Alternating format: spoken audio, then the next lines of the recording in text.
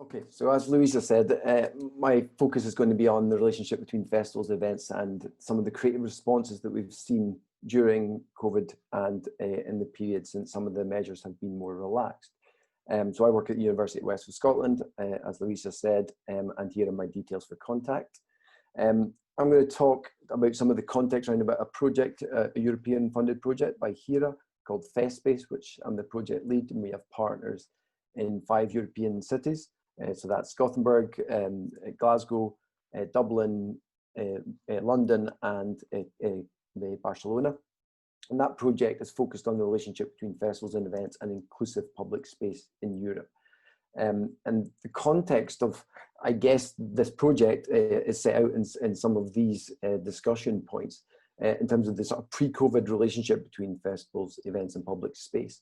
So we have the sense that festivals and events create these special atmospheres that activate public spaces. You see that a lot in the way that we think about urban design, and that festivals and events can give conviviality to perhaps dead space or underused space and increase sociability, make public spaces more people-friendly, attract people to come together, very much celebrations of our diversity of our cities, as well as marking important historical events, something that, again, we've not been able to do during the COVID-19 pandemic.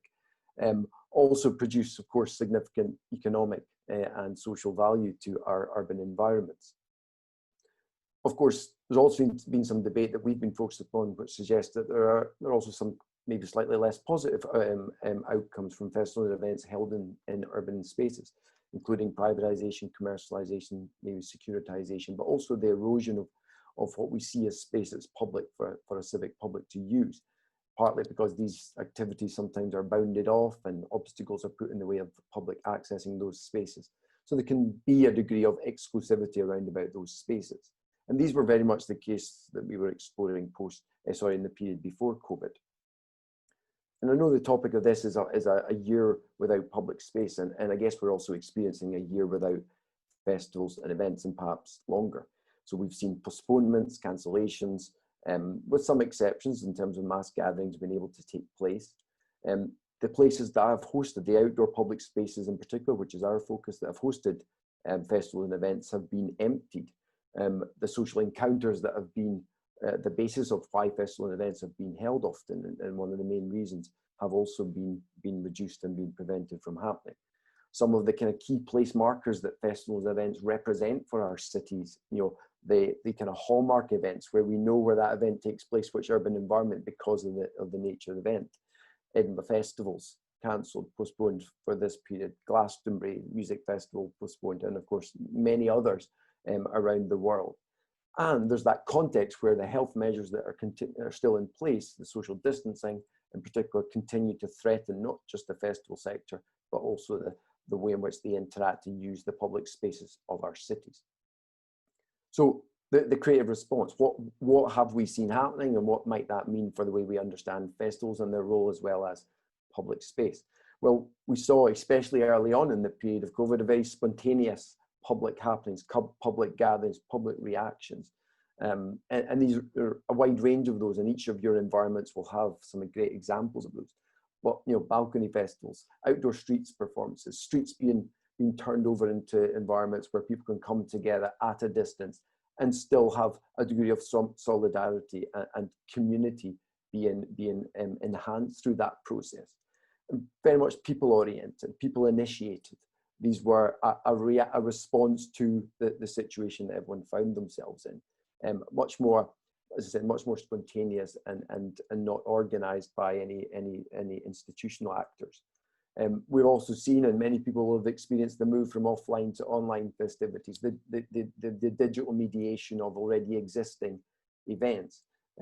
Festival organisers, the industry responding and providing access to their artistic, sporting or other activities online, where people can continue to access the art, comedy or whatever, but outside of what we would see as traditional public spaces.